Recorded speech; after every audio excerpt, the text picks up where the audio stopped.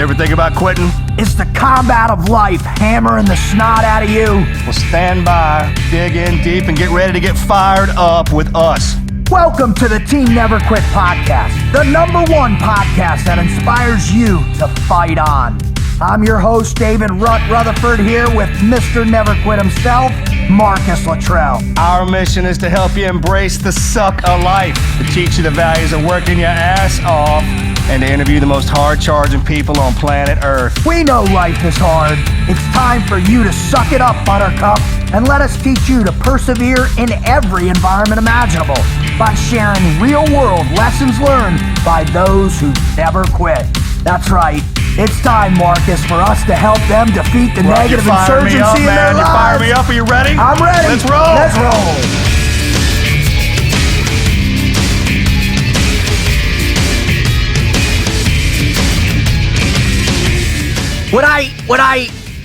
What gets me fired up, dude, what gets me fired up is when someone comes on that you're close with. Someone that comes on that has a real good relationship with you. Someone that comes on that knows you beyond just how the public knows you. And I think today's guest, people are going to see, man, this dude really is a genuine cat, isn't he? Oh, yeah, absolutely. No, I mean, that door swung the other way on me. You know, I got to peer behind the curtain and see what that was all about. So, I mean, that must have been pretty radical, man, you know? Sure. I mean, I asked him after we had connected and he was leaving for his next movie. I was like, hey, man, you gonna... I was like, I think it was like 4 or 5 movies in 1 year. Yeah. Like, hey, bro, you slowing down for I think it might have been the holidays. Yeah. And he's like, you know, one day people are going to get sick of looking at me.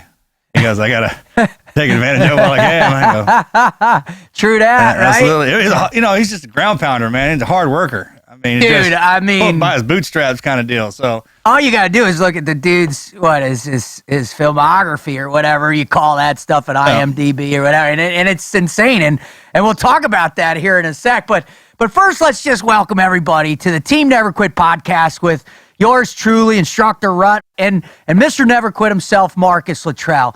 And it's our mission to inspire you to overcome the obstacles of life, to face all the adversity, and pretty much to recognize that you got the never quit mindset. It's inside you. It's down deep. You just got to let it come out, brother.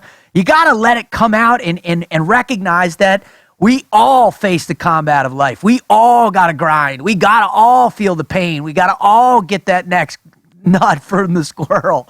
So that's what our show is about. If you want to know more about it, please visit our website at tnqpodcast.com. That's tnqpodcast.com. But we'd really love it if you went to iTunes and you subscribe to our show, so it's on demand, morning, noon, or night, whether you're driving to work or you're at work or you're PTing or you're going for a run or wherever you are and you need that little bit of lift, we're there for you. And then if you could, what would be great is if you left a review of the show on there and you said how much you loved it or hated it or how annoying my voice is or how much Marcus goes down the rabbit hole. Whatever you want to write, just go ahead and write it there for us. We'd appreciate it. it's not my fault. It is. It really is. It is my fault. I mean, I'm sitting over here every day telling I'm responsible for myself. Of course it's my fault. Enjoy it. Oh, by the way, one more thing before we get into this. I forgot to thank you right off the bat, the listeners, for making us one of the top podcasts on iTunes of 2016. Yeah, and that's amazing. Thank you all so much. We really, really appreciate it. We are doing this for you and your response by making us, just one of the most successful podcasts to come out this year in only half a year. Man, that's all you guys, and we appreciate it. So thank you. All right. Before we get into reviewing Mr. Wahlberg's filmography, Wizard sent us, as usual, he sent us, we're going to do That's Debatable. Gentlemen, welcome to That's Debatable. 30 seconds on the clock. Question number 1. With who would you rather go on a week-long road trip? Billy Mays or Richard Simmons? That's a tough one, brother. I'm going to have to go with Billy Mays because I believe that Billy Mays really isn't like that when he's not on the air. I do believe that Richard Simmons is like that around the clock. I've been doing PT in the car and stuff like, hey, talk about dude who's always fired up and a never quit attitude. That guy right there, man. I mean, and plus just everything he's seen and been through, I would imagine that he has, man, we probably need to get him on the show, dude. I bet he's got all he's been doing his whole life is motivating people. And it's kind of crazy because you look at the guys who motivate us and look at them when it was Schwarzenegger and everything. Even our GI Joes were yoked up, man, and propelled us in a certain direction, man. And he doesn't have that look, but he's propelled millions of people into hundreds of millions. They hit that guy from all ankles, man, and he's still fired up. So all right, that you won. You know what I mean? I'm gonna flip my what I want. I'm going with Richard Simonson. Well done. Question number 2. Bull rider versus rodeo clown. Who's got more guts? Go. Oh, clown. I disagree, dude. How's that? Well, the dude's got to get on the bull. The clown might. I get so is the clown. And in between the gate and in that barrel, and not do every everything time. he possibly can. Not. Well, okay. Look, once the bull is that cowboy slips in that well, man, and that gate flies open, 8 seconds or not, right? He's pissed off because there's something on his back. Yeah. All right. From there on out, he's pissed off at the world, everything in front of him, and those clowns make sure that they are. I mean, you ever been next to a rodeo clown? Yes. Okay. As a wizard? No. I don't know. Probably. Here's my point. Hear me out. The Cowboys got balls that clank, all right? I mean, they're just unbelievable that the Cowboys get on that. I'm not taking anything away. They know I'm not taking anything. And they do it every time they're getting on. Yeah. The clown might not become engaged with the bull. So there's a chance, there's a slight variable in there that the clown might not have to engage, right? Yeah. Now, it is a different mindset that the clown's running into gunfire, so to speak, but the guy on the bull is riding the bull every time. He doesn't have a choice. So that's all I'm saying is there's and them guys switch every rider. Yes, they and do. The only reason and that clown stays in there. The only reson I'm saying this is just because of what the Cowboys say. You know, I mean, them clowns. Tough did say they're pretty hard. You know, I got enough buddies at rodeo and seen them guys. Guys I grew up with that were on the run, man. Right. They just kind of. I'm sticking That's a tough one, man. That's a tough one. I'm sticking with the rider. With that. That's good. Question number 3. Would you rather have the ability to hold a conversation with your dog in English or speak any language on Earth instantly? Go. That's a good one. I don't even know how he comes up with these things. You got to be mentally unstable. I just need to know where he's sitting right now. That's what I'm talking about. Oh, obviously totally. He's somewhere. It's just him and the dog. But it's one of those camp dogs, though. Yeah, exactly. We're going to speak English. All right, I'm gonna have to go with talking to my dog. Man, because I love my dog Zulu. Every dog. Because here's the deal, man. Because if you can speak any language at any time to any human, your dog dies. He said conversation with your dog. Man, I got Mr. Rigby. I can't. I talk to him anyways, right? Christopher Walken voice. I mean, it's epic. I love when you say that. I just imagine Rigby looking up at you, Christopher Walken. You know when he's staring so at I had this shiny hunk of metal in my. Staring at my friend all wrong. It's the tone. Question number 4. Snake Plissken versus John McClane. Go. Snake Plissken. Snake Plissken. I'm McClane. Bruce is a badass, man. And so is John, right? It's a Christmas movie, too. I added it to the Christmas list. I know you did. I don't know if it's actually a Christmas movie. Hey, Kurt Russell, that's my top. That's my number one dude right there, man. I know, but I'm saying it's not Kurt Russell. It's Snake Plissken, right? Okay, against John McClane. Now we have a lot more. All right, here it is. How many diehards are there? 5. Okay, John McClane. Yeah, that's what I thought. That's where you're going, right? Yeah, that's where I was going. Only L.A. and New York. That's it. That's all we had with Snake Plissken. There were 5 diehards. Nakatomi Towers. We had Nakatomi, New York, an airport. During Christmas. Oh, dude, it was endless. Always during Christmas. And because it's a holiday. Question number 5. Which human evolutionary upgrade is better? To see in the dark versus breathe underwater? I'd rather breathe underwater. Frogman? Come on. There's a tap on the table, man. I hate being in that water for a long time. Yeah, but if you can breathe, it changes everything. You're right. Because then you don't have that fear of drowning. Yeah, exactly. our biggest fear is is breathing. Yeah. I mean, it's constant, it's on your head all the time. Right. You know, when we go into the aircraft carriers, that's the most humbling training. That out of everything we do under the subs, under that aircraft carrier, man, you're looking at your buddy through his eyes and be like, hey, man, we go under here. If we lose each other, we ain't coming back, man. Yeah. No, I'm on the fence with that one. I mean, because night vision would be super cool, bro. You're talking about Riddick night vision. Yeah. That's what I'm saying. Like, Shine.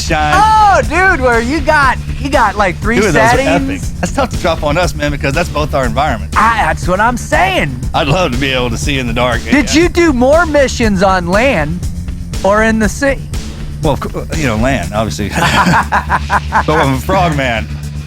I hear you. I know the tradition. Man, that'd be Spider-Man aside, dude. Being able to get underwater, because that's a whole different universe. That's Aquaman. That's a different world, right? Everyone looks for different planets and life on different. Man, the ocean is just uncharted, and the adventures, because everything, all the sunken ships, and you can get into all that wackiness. You can explore that. You just did it. Try Kevin Costner, right? Yeah.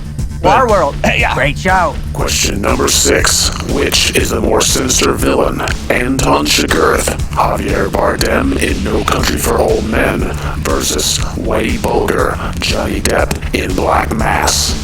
That's easy for me. Yeah, same. Yeah, Javier Bardem. Yeah. That dude is so vicious, it's not even funny. That shotgun, It's your lucky quarter. you get that quarter. I mean, we quoted that movie forever in the teams. So good. That came out after I was out, but Brendo. I mean, just the gas station. Temple, Texas is right up the road. It's right there, isn't it? Yeah, and the way the cow punch he used to. To go through the doors. Yeah, and Brother, that's what they kill cattle in their with. head, right? Yeah, and blow them in the head like. Oh, bro. That was a great movie, man. They scripted his part. Him and that other guy we had a debatable on. Here's a question though. I just want to throw this out there, just so we're fair. Whitey Bulger was real. That dude actually. Why'd you have to bring that up? Because it wouldn't be fair to him if I didn't offer the fact that that's a real person, and he killed a lot of people.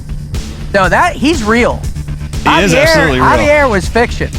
And you know what? You got shifting. me on this one, man, because Whitey, man, he infiltrated into the FBI, into the State Department, or no, the state, he's got it right. Yeah, all of them.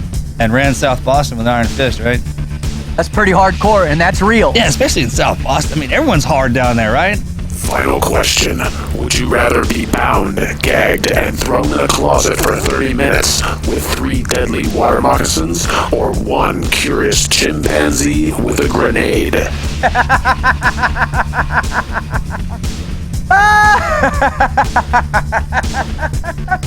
Good Lord. Who is able to come up with that nonsense in their brain? The wizard. Yeah. Dude, That sounds like a bunch of them hashed in and just be cherry picked the hard parts. Dude, I'm gonna have to go. I'm gonna have to go with the chimpanzee and the hand grenade. Yeah, me too. Mark doesn't like snakes. I hate them. Yeah. Even though water moccasins are small and their little mouths are small, you're in a closet. Wait. What'd you say? They got teeny little mouths, Water right? moccasins are not small. They got big old heads. And very aggressive. Jack Roger. Those are the ones you need to. I'm thinking of the little coral snake. Yeah, they're actually cottonmouth and the water moccasins, man. It's a mamba. Is it? Yeah, it's a type of mamba, and it's a water mamba is what they refer to them in other places. And I actually didn't know that until a couple of years ago when I went to Africa and was studying. Yeah. They got snakes down there that spit at you. Right when we came across, they're just upset to be upset. You want to hear a funny snake story? Not really. Right. Is there one? There is. It is. It's awesome. So I'm in Thailand, and so there I was. Yeah. No shit in Thailand. Can you tell this whole story? Yeah. Oh, okay. It's a good one. So we're out training the Thai SEALs out wherever we were training them, and they needed my senior chief and the head sniper needed me to be a spotter for these guys, and we had this little area where we went out.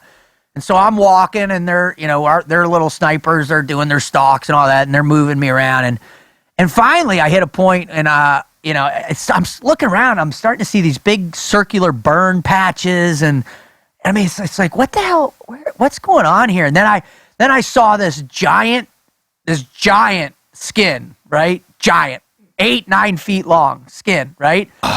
And I come over Raider, I go, Wally, dude, what's going on out here, bro? Can you ask, I think it was Porn was the guy's name, right? Can you ask Porn where we're doing? Of course it was. For our listeners, of course it was. Where are we doing this? What's going on with this little range? And he comes back and you could hear him laughing. And he goes, right, bro, I don't want to tell you this, but I guess I have to, being your chief.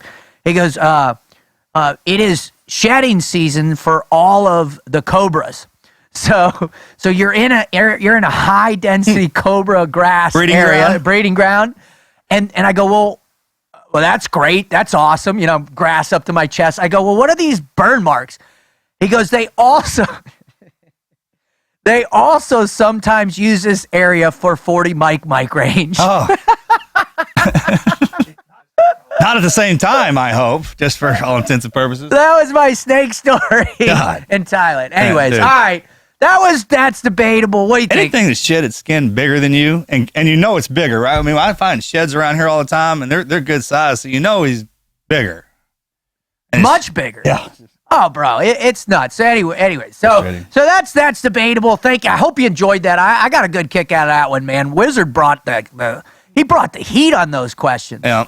It's getting deep. I can only imagine what we got coming up. Oh, my God. All right, let's shift focus, shall we? We've got a big guest coming on, probably. I mean, I'm so proud to have Mark Wahlberg coming on. I mean, if you don't mind, Marcus, I think it would be kind of fun to just talk about Mark and talk about, what it was like meeting him, what that process was like for you. Take us through that whole thing, how it went down. Sure. When they're selecting the actors to be in the movie, Mark became an integral part of the whole film getting done, actually. I mean, owe him so much. But I don't know if we've ever talked about this. I didn't have a say in who played me. And when Mark's name was thrown out, and all the actors across the board were thrown out for playing everybody's part, was great. I mean, that was a great experience being a part of that and watching it go down. Pete's phenomenal at picking the right people. Yeah, dissect. Because think about this. And you kind of do until it's serious, right? Right. So everyone's like, who would you have play you, right? And you always throw out somebody right off the cuff. The Rock. I'd have The Rock play me. I like to walk like Denzel and John Travolta. There's, I was like, well, if you really have to do it for serious, I mean, seriously, like, hey, who do you like? All right, man, let me start thinking about this. And when they threw Wahlberg out, I was like, yeah, and it just, the more time that went by and progressed and got to know him, because we grew up around the same time. I followed him. I mean, I've known him my whole life, right? Yeah. You have too, basically. So the first day I was going to meet him in New Mexico, we were out at the SWAT range. We were training the guys. All of them had been out there, and Mark was showing us. So Melly and I were staying in town, and then we were driving in.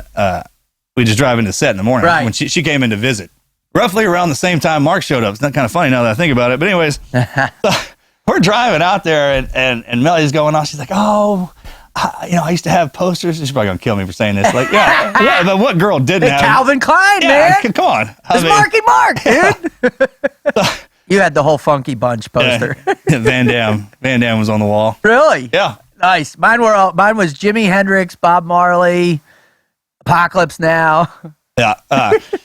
So we're driving out there, and she's like, I had posters. I had the biggest crush on him. He heard he's such a sweetheart. Well, you know how much I love my wife, right? I mean, It's kind of only one thing that sets me off, and I'm a guy's guy, and it's Mark Wahlberg, but so I'm sitting here listening to this 40 minutes. Yeah. And the whole time I'm like, all right, man, so we get out of the truck. I walk straight up to him, and he's like, hey, Marcus, Mark Wahlberg. And I was like, man, I thought you'd be bigger, man. What's up? My wife's been, that's in my head there the whole time. I was like, But, man, you gotta, growing up the way he did and the path he's taking, he's one of them, man, as soon as you kind of shake his hand and make eye contact with him, everything's on the level. Really? Yeah, man. And that's cool. He's such a professional at what he did that my confidence in the way he acts and the way he learns to play those parts, because he's done quite a few now. Yeah, and he's played a lot of real people, right? Yep. So what was that process like with him? I mean, was it the craziness like you hear, like with Robert De Niro preparing for Jake LaMotta? Was it some of those Denzel and some of the way people prepare for these roles? Like Penn, Sean Penn is notorious for just jumping deep into it. Al Pacino, all these guys these great actors. What was it like with you? Well, the most important thing that they did, man, is they had to be integrated with each other. Yes. Team environment. Didn't matter with me. And that was when we were talking about doing the film. I was like, hey, man, you get somebody like that to play me, then people are going to understand who that lone survivor is, kind of deal. Right. No one knew I made it out. I was the one that make it out of there. Parent side, team side, you know that. Yeah. So, that's why the actors this deck is stacked all the way across the board. And man, we were together all the. You know what it's like on the range. We're together all the time. Then there's live fire going on. So then there's that trust level comes in pretty quick. They learn to move, Were shoot, you communicate. shooting with them? Yeah. Yeah. So you guys I was chaperoning them. Yeah. And then if we do a movement or something like that, they had a question, we go online and do our thing. But after a while, man, it was all. You see the movie. They look good, dude. They move through They it quick. look good. And were there moments where like you guys would go off and sit together? yeah, we go have dinner at the end of the day. Yeah, or right did you- out to the set together. I'm sure he had, because I'm sure he had a lot of questions for you about a specific moment. And Yeah, why he did. But you know it. what he was good about, man? We would catch each other offline because the other guys had to play our guys who were dead. Yeah. And they needed every bit of it. Focus, attention, questions, asking, anything, because their guys weren't there. Yeah. And all Mark had to do was watch me talk to them. That's the same way I do it when we're alive. Yeah. Because we integrated. I was calling him Axe and Danny, and it got into we rolled on it hard. That's cool. Yeah, Mark and Ray and all them made sure of that.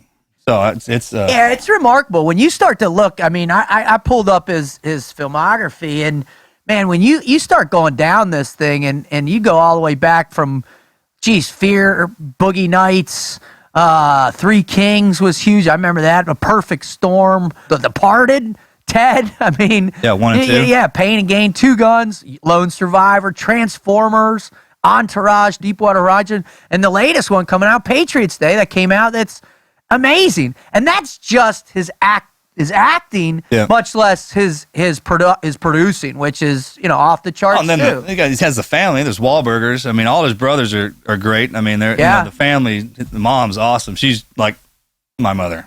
Is she? Don't mess around, except for the north. Imagine yeah. There you go, right there. she's the northeast version of Mama. Don't play around, man. That's cool, man. Well, I'm so excited, and I really appreciate you. You asking him to come on, and I'm really excited to see what he has. It has been the first couple of movies he did were serious, man, but his humor is, the other guy's probably one of my favorite. Really? Yeah, man. Office Pop? Desk Pop. Desk Pop, that's right. Just fantastic. Yeah, dude, it's so good. Let's bring him on. Without further ado, let's bring Mark Wahlberg on.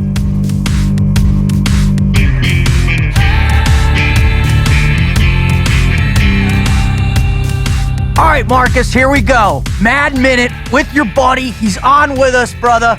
You got to bring it because I want to hear the funniest shit out of his mouth he's ever had right now. So go. First question. All right, brother. A movie character you'd like to play out in real life. Marcus Luttrell. How'd I know that one was coming? That's cool, because I said Wahlberg. Yeah, you did. Yeah, you did. Oh, that's awesome. All right. What is your favorite childhood injury? Probably the scar when I bit through my cheek. As I was holding my mouth closed. It didn't break completely through, but I was holding my mouth closed. I jumped out of a tree and I hit my knee and bit through my cheek and my tongue. And I held my mouth closed until I got into the house with my mother. She's like, "What's wrong?" And I went, "Blah!" And the blood came everywhere. That's awesome. I bet she didn't even bat an eye, did she? No, I'm just right back in the station wagon. Oh, yeah, that was tough. Station wagon. With the wood paneling sitting all the way in the back, dude. No seatbelts. No registration. No insurance. All right, that leads me into my question. What was your first car? My first car? I bought a Volkswagen Bug, like a 71 buggy from my boy for like $50. And I was 15 years old. I didn't have a license or anything. I always kept a car in the neighborhood. I just park it down the street and drive it around the neighborhood. That's awesome, dude. Oh, man. We started stealing my mom's station wagon when we were 13, driving around Boca Raton, me and my best friend, Rich. It was awesome. All right. Last question from me. What was your biggest failure in life?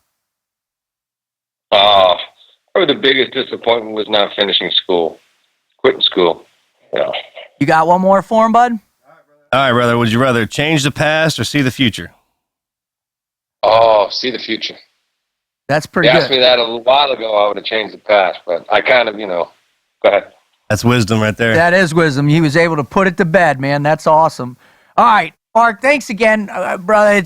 We appreciate you coming on. It's really an honor and a privilege to have you on, especially because of the relationship that you got with Marcus and being a friend.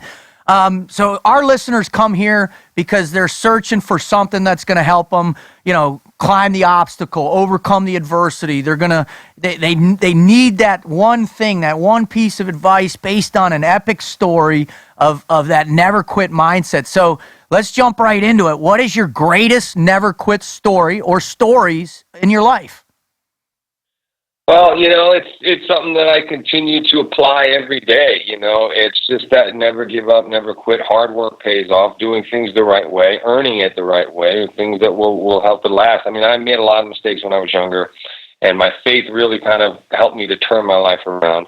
And then as it becomes successful, you kind of start slipping a little bit. I was young, and when you're put into that position, you can't help but want to indulge in.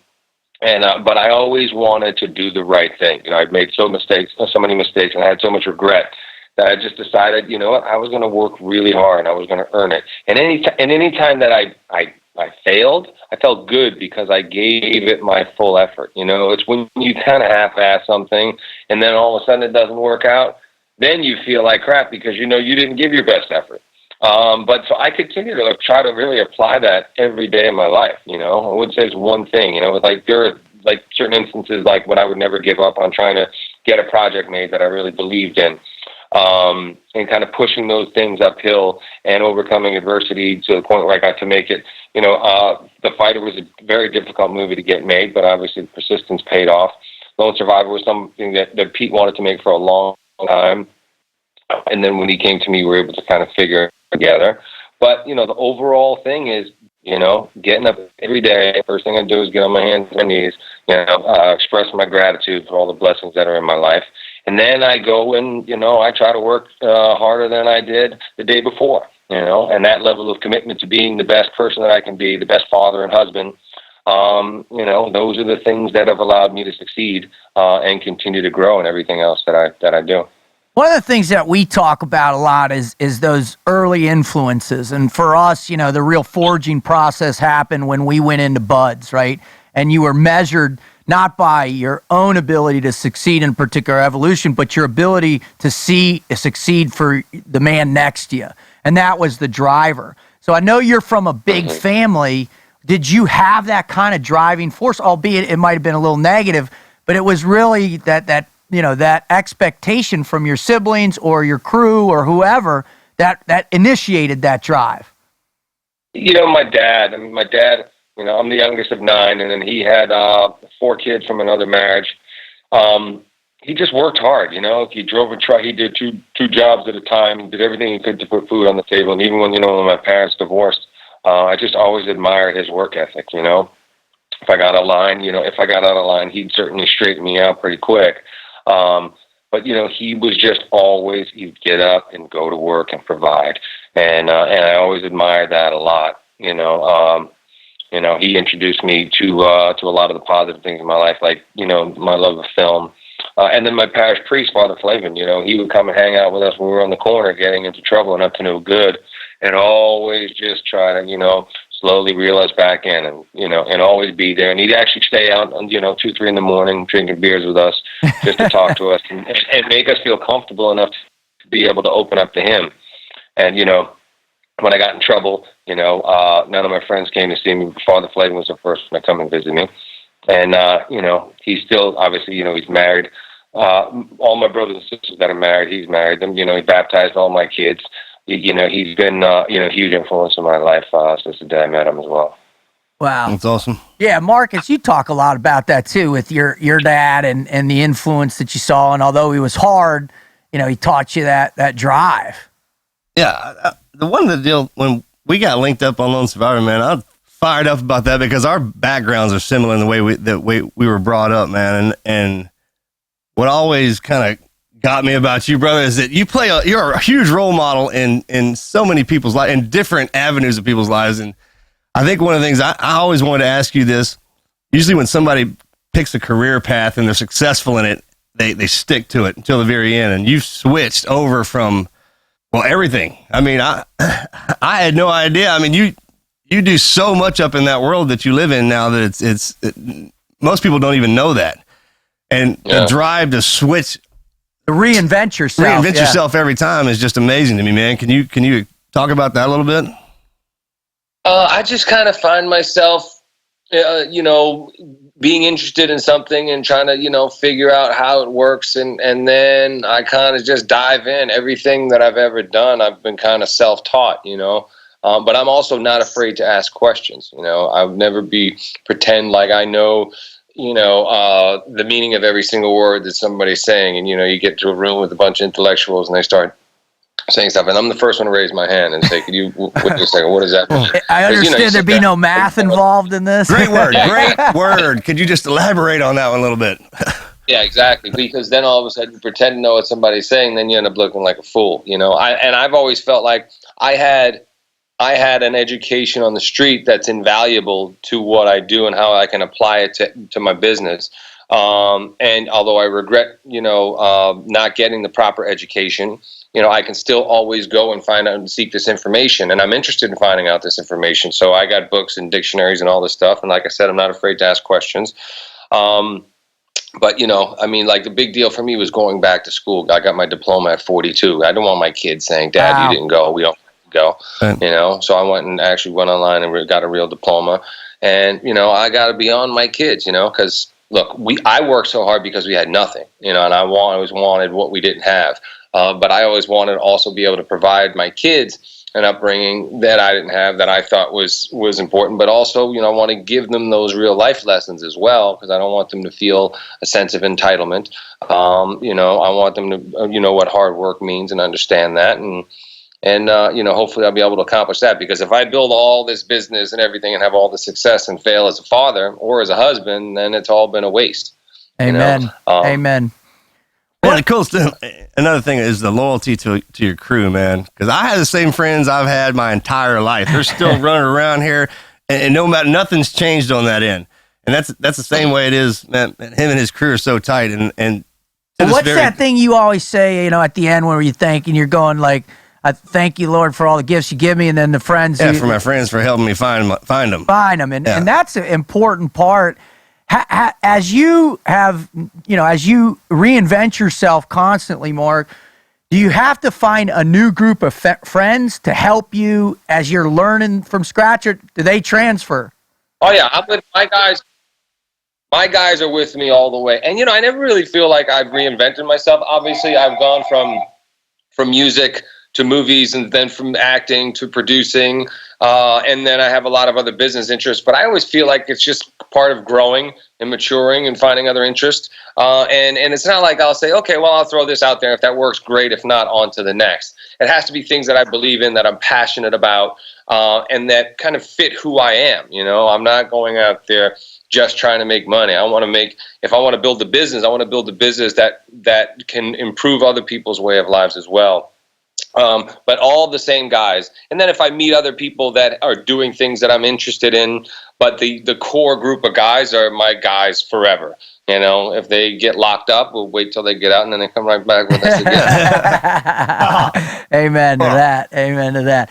One of the interesting things that when we had Peter on the show and talking about, the set with Lone Survivor and all you guys was, and Marcus brought this up, was, remember when you were saying about the camaraderie with the team guys and the camaraderie with them and how it fused? Oh yeah, because we were together before the movie even cranked up for training, and it wasn't one of those deals where we kind of coached him into it. We just threw him in the deep end of the pool. He's been around. He's done movies before, so he's familiar with the weapon system. Some of those guys weren't, but it was live fire out of the door, moving and shooting, communicating. So the what we didn't have to worry about on the set was them operating like a team. Right. And yeah, man, we were just there on the perimeter, just looking. If you would see them, we were watching down. If they had any questions, we'd shoot them back up. We saw something, then we put our 2 cents in. Yeah, and Pete was great about letting that fly too. Yeah. Mark, do you find that like on Patriots Day, was there a similar camaraderie between those guys and Deepwater Horizon, or was that camaraderie? Was it in the same realm as it was when you were on Lone Survivor? Well, when you make a movie like Lone Survivor, Deepwater, or Patriots Day, it's no longer about your individual experience as an actor. For us, I don't care what my Hollywood resume was, the movies I'd made in the past, whether it was Boogie Nights or Ted or all these other movies that I've been a part of that had, various levels of success. This was a movie that was about something that was extremely important, and everybody said, we're committed to getting it right. And as sweet as Marcus is, it wasn't one of those things where, we had their respect right away. We had to show them how committed we were and earn their respect. And to be able to do that is such a great feeling. I remember just, I hadn't experienced that before, where I just felt like to be welcomed by the SEAL community, for me to meet guys in the military and have them come up to me and genuinely thank me for telling that story and being a part of it. And I'm really just grateful that I had an opportunity to be a part of it. So anytime you're making a movie like that, it no longer becomes about your own individual experience. It becomes about something bigger and honoring the story and honoring the people, in which the story that you're telling. So it's very rare that you get to experience that as an actor. And if you're lucky to once in your career, it's a very special thing that you'll cherish for a long time. I'm looking at this picture right now with me and Marcus, and my son came to the photo shoot. And, it's such a special thing to be a part of that. Well, I tell you what, you talk about it with reverence all the time, man. Oh, it was unbelievable. I'm going on record right now by saying, NSW backed this up. I mean, to make sure that it was done right. And everybody who was brought in was for a reason to get it done right. And Hollywood was great. I mean, just that whole atmosphere wasn't. And I know that all those actors who were in that movie keep in touch with each individual family member. And Mark, same with me. I mean, keeps in touch, checks on me. So it was something that it definitely brought those two worlds together. And every day was you would hear somebody saying, man, it's just an honor to be here. I'm just thankful to be a part of this. So, and that I'm sure that resonates through the entire cast and crew and everybody from ground up all the way through. And if absolutely. If you're, even you saw the guys carrying stoves up, to the top of the mountain to be able to lunch for the guys. And, it was great because all the guys, who were playing, Afghan and Taliban guys were out there, playing football, hanging around, all trying to find a rock or just, sitting next to each other. There wasn't anywhere else to go and run off to a trail or any of that stuff. You were on the top of the mountain. Yeah, we'd gondola everything up and then or walk it up, everybody. So I had Rigby and then something from sound and everybody up at the top of that mountain. And we're there all day. He ain't coming down until the sun was going down. That was good times. You better try to go to the bathroom before you go up. But to see Marcus over there lugging stuff, and then it was my fourth movie in a row, and I was pretty tired. But obviously the fourth one was the most important one. And once I saw how those guys were doing it, I said, man, I got to step up. And we all, me, Ben, Taylor, and Emil felt the same way. It was like, these guys expect the best, and we got to raise our level of play here. Now, taking that experience and just coming off of Patriots Day too, I mean, that's a heavy story. I worked with the Red Sox this year, did some motivational stuff with them, and worked with the team, and man, just getting to know and talking to John Farrell and and Torrey and all those guys about 2013. I mean, that's an emotional thing for not just, the people at the race, but the whole city. And that's where you're from. Did you need to, when you showed up on that set, were the emotions still raw? Were they still deep? And did you guys have to lift people up and, or was it just natural there? No. I mean, it's obviously, it's a very, very, very,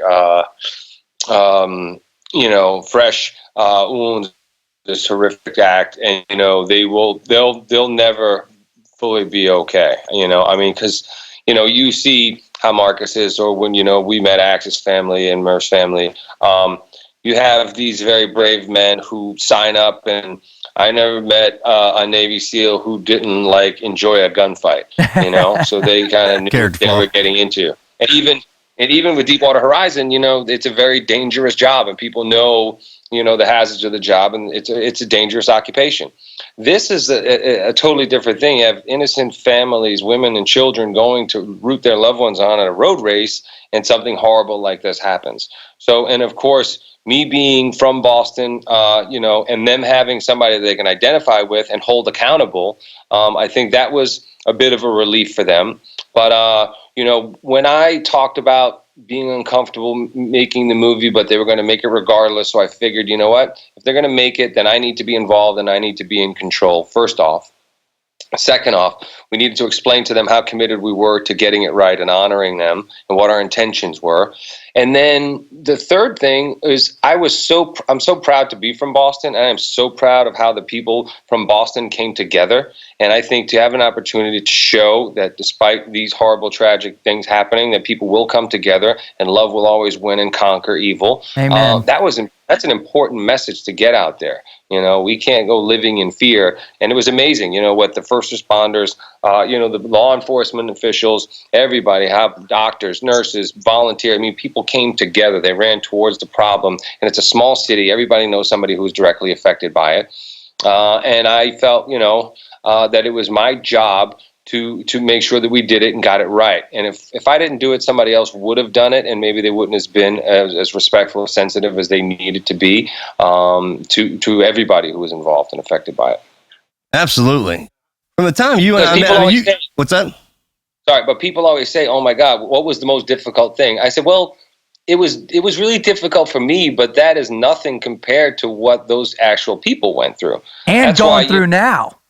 Yeah, and Pete keeps talking about how when we first did the big screening of Lone Survivor, and everybody thought that I was going crazy and drunk and started talking about it. But I just felt like I just heard somebody compare being in Hollywood to being in Afghanistan, and then just watching that movie next to you and knowing what you guys go through, how you sacrifice in real life, and having been to Afghanistan as a civilian just on a USO trip.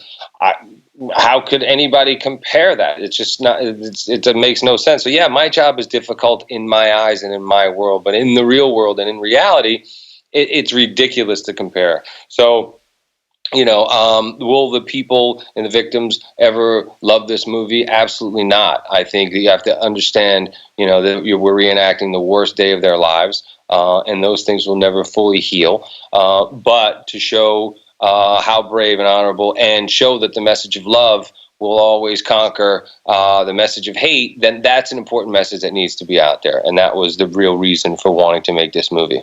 Well, I love how you keep using that, the message of love, that it conquers hate.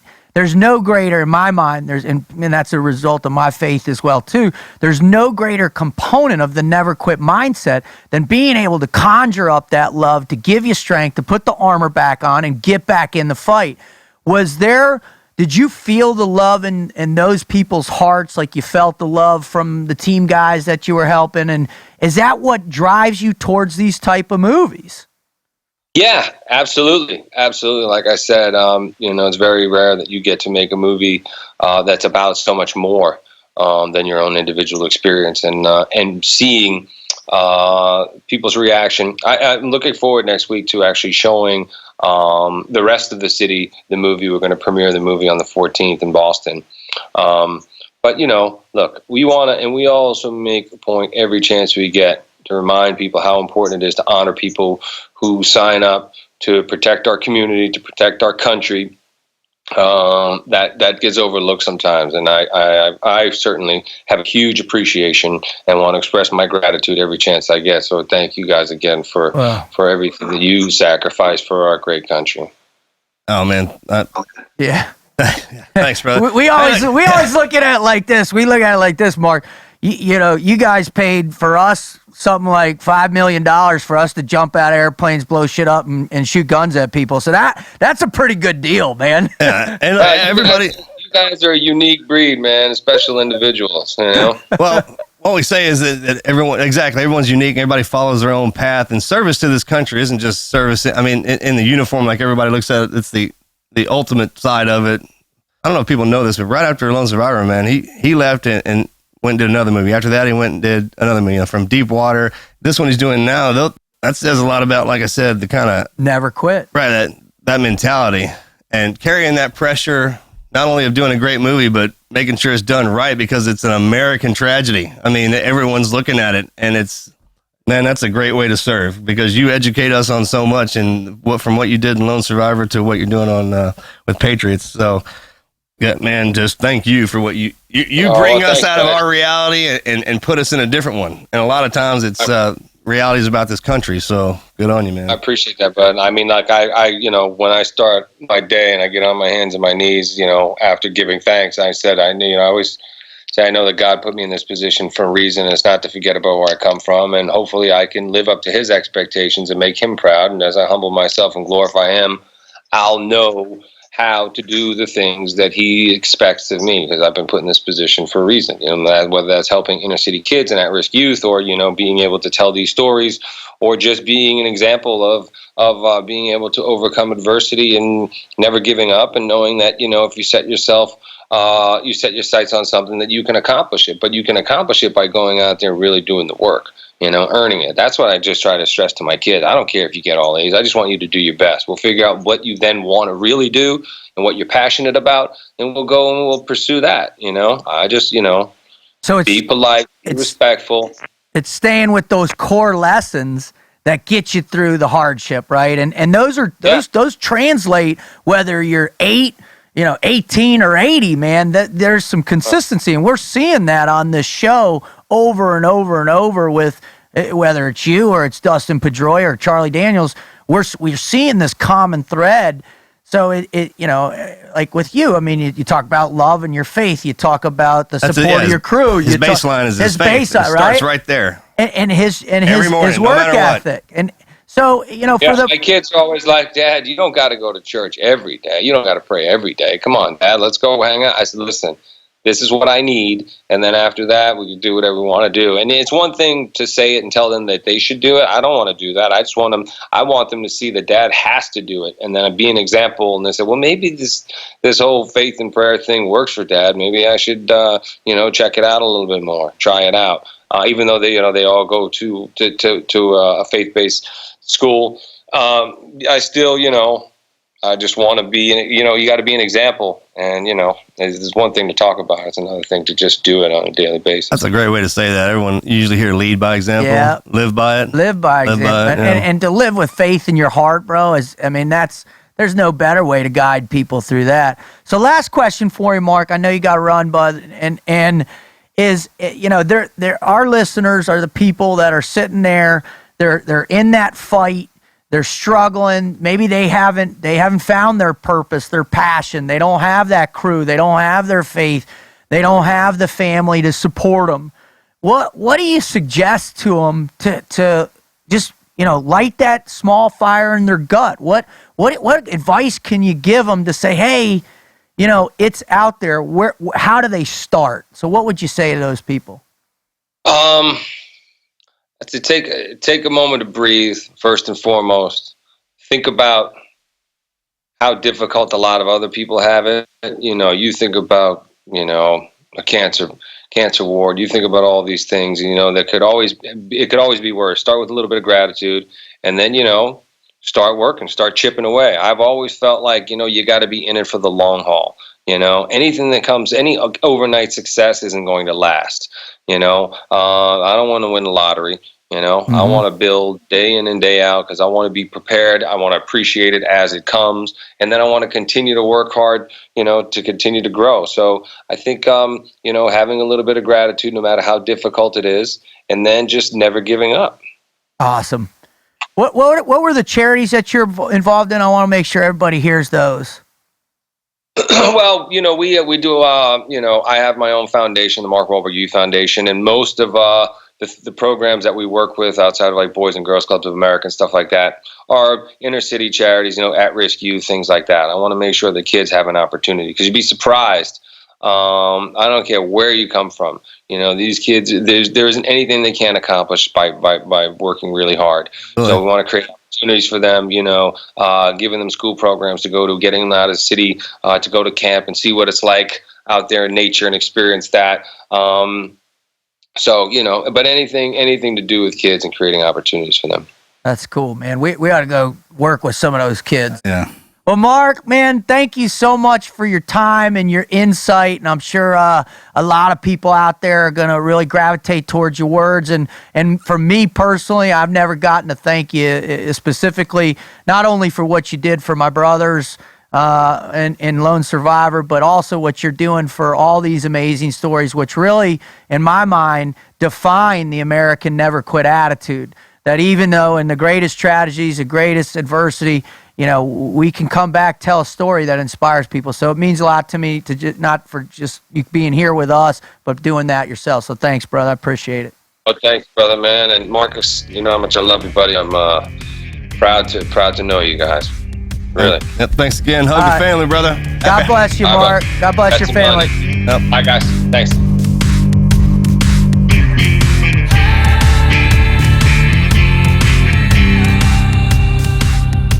That dude is down to earth, isn't he? Yeah. I mean, and works his ass off. I mean, what a great perspective he has. I mean, when you take a step back, right, and you really be objective about who he is and what drives him, it doesn't sound like I think probably you would imagine it would for one of the biggest Hollywood stars in the world. Yeah. I didn't feel that as if he was talking. I never once caught myself going, yeah, but you're Mark Wahlberg and you got everything you need. Sure. You like know? if you were talking to a diva. Totally. And you're right. I mean, some of them go and play that to the bone. It's part of the whole persona, right? That level-headed, just to be able to talk to somebody like us about that. Yeah, and share it in a way that's like clear. That, right? Yeah, Because it could have very easily just been like, hey, it's all about me and I didn't have anything. He's not like that at all. absolutely, and that's what I dig about him, man. And It's hard to get. well, If people get lost up in the tabloids and what's what and get the wires crossed, man. I hope people heard today, man. He's level-headed, great dude, man. Well, I love the fact that recent article came out in Task and Purpose or whatever, where he just said, hey, listen, we're Hollywood stars. Don't take our political opinions so significantly. I mean, we ought to just do what we do and have our opinions, but not try and ram in anybody's. And I just like that. I like the guy that, like you said before, right? He's moved. He's at the top of his game. Right. That's knowledge just from somebody who's been around. Totally. And I get that too. I mean, you kind of want that when you chase that dream, when you chase that star, you want everything that comes with it.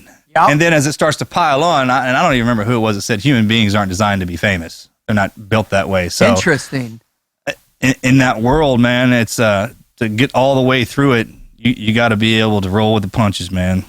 I can't even imagine it, because that is that is one of the most cutthroat industries in the world. My brother's been out there for 30 years trying to figure it out, and it's the highs and the lows. 1 minute you're hot, the next minute you're not. You're too old, you're too young. Anyway, so I just really appreciated his insight. I think the listeners can really take something positive away from the fact that, I love when those guys say, you know what? I work harder now than I ever did when I first started. And it's order to keep that process going. So I love that about him. So Mark, thanks for coming on. All right, we're gonna, I hope this show has been meaningful to you, to recognize that no matter how high you get up, no matter how far ahead you get in your profession, or how there's always an opportunity for you to work harder. And that's what he was saying. You can't quit when the going gets tough, and when you have some success, that's when you push harder, and it secures your legacy, right, Marcus? Absolutely. It's not us up here beating that dead horse and reiterating that. I mean, what this kind of turned into, man, is us, these people coming on and telling about every single, detail of some of the most difficult things that they've ever been through, and shine now, and to listen to them say that and watching them do it too. When you get a chance to see that, and you can hear it, man, you could see sometimes the verbiage doesn't come out, but the body language is there. Like, that what he's talking about is just. And those pauses, and you hear him search it, and that you can see him searching it and reliving that pain. but not in a negative way, as a positive No, because you way. see the smile come out, Right. because you're looking around, you're like, it was worth it. And that's what it is, Absolutely. man. When you're taking that breath and you're thinking, I don't know if it's worth it. It is. It is worth it. They want you to think Absolutely. it's not. I mean, that's the easy way to do it. Yep. Find that reason to make it happen. For sure. Absolutely. All right. Well, we're going to read. A listener was, blessed us with writing in with this really amazing story that we're going to share right now. So, Marcus, here we go. This is from Seth Van Horn. Let's start out with a thank you for everything you guys did for our country and are doing now. Over 4 years ago, I was working as a police officer and began to have some terrible pains in my stomach area. I decided to go to the doctor, and they told me that I needed to take my gallbladder out. After going in for surgery and everything going smoothly, they decided to send me home to recover. After being home for 24 hours, I began to feel sick again. I called and told my fiancée to get home because I needed to go back to the hospital. Something is wrong. The hospital admitted me to run tests. That next morning, doctors decided to place me into a coma to help my body heal and to help me get past the pneumonia in both my lungs, top and bottom lobes. As they are ready to induce the coma, I told my fiancée that I loved her and that I would see her and the kids in a few days. During the 10 days in a coma, I had a struggle to live. My body went into septic shock, and they had me on 17 different antibiotics. Eventually, they told my family I was too sick to fly to Omaha Medical Center for more advanced treatment because I was too frail to survive the 45-minute flight. It came down to the final day of my coma, and they told my father and fiancé that I was on the last medicine they could use before they had to decide what to do with me, saying he has an 85% chance of not making it. The next day, a family friend, who was also a nurse, came in and turned on the radio to the local country station and then left the room. When she came back, my vitals had come up, making a 90-degree turn for the better. After coming back from the coma, I still had a long way to go with my recovery. I had to learn to walk again and due to nerve damage, and I lost over 70 pounds. I could not shave, I could not use the bathroom, or even feed myself. As I was in therapy learning to walk again, I had a significant never quit moment. I had taken 3 steps that day and was ready to sit down and cry. But my buddy came into the therapy room in his police uniform and said, "Lunchbox," my nickname, "get your ass up and let's walk." I ended up, by the end of the week, walking down the hall and around the corner. I went through a lot of therapy, water exercise, and overcoming death by looking it in the eye and saying, "Not today, bitch. I never quit." This is a condensed version of my story. But I went back to work the streets again within 3 or 4 months after my 42-day stay in the hospital. Now, 4 or 5 years later, I listen to your podcast every Wednesday, and I've listened to the Dave Grossman episode 6 times now. Thank you guys for all you do. You really make life at times simple for us out here working on the street by bringing something positive into this world. Thanks again. Wow. Seth, thanks for writing that in, brother. Yeah. This is the story. These are the stories which enable Marcus and I to do the show. These are the stories that affect us. These are the stories that we read, that we hear. These are the stories we want to bring you, that the listener. Everybody's in something. Everybody's going through something, right? And we all have great stories in us. We just have to let them out. That's tough, man, going in for the sleep. Oh, imagine that. Hey, we're going to put you in a coma. What? I always thought, when I'm awake, I heal a little bit better. In case you want to run something past me. You would think, but man, Yeah, gallbladder, and next thing you know, you in a coma, almost dies. I mean, now he's that's back on the line wearing the badge. back out on the line. I mean, that says a lot about this man, and it says a lot. That's what he is, what he made of. Totally. And I believe that each one of you out there has something inside of you. There's a fire in your gut waiting to get fuel. So we're here. Our mission at the Team Never Quit podcast is to be that fuel, that spark, so you too can go out and ignite those great stories, become a legend in your own world, and make the difference between never quitting and finding purpose. All right? That's what we want you to do. So I want to thank God. I want to thank Christ for teaching me to never quit as he never did on me. I want to thank my girls. I want to thank my family, my friends. I want to thank Marcus, Mel. I want to thank the Wizard. I want to thank all of you people out there that made us one of the best shows out there. And I want to just thank, the next person who's going to take the time to write in a story and share with us. Good show. Hell of a show. And Mark, thanks for coming on and thanks, opening Mark. up like that. That was something. Just Huge. having experienced his life just a little bit, that's a big deal. Cut that out. Especially when he dropped on the last minute. I know. Holidays and everything. But thanks to all y'all, like Rut said, man, for coming back and listening to us and making us one of the top in our class. That really means something. It sure does. I can't thank you enough. So God bless y'all. I'm out. I'm out.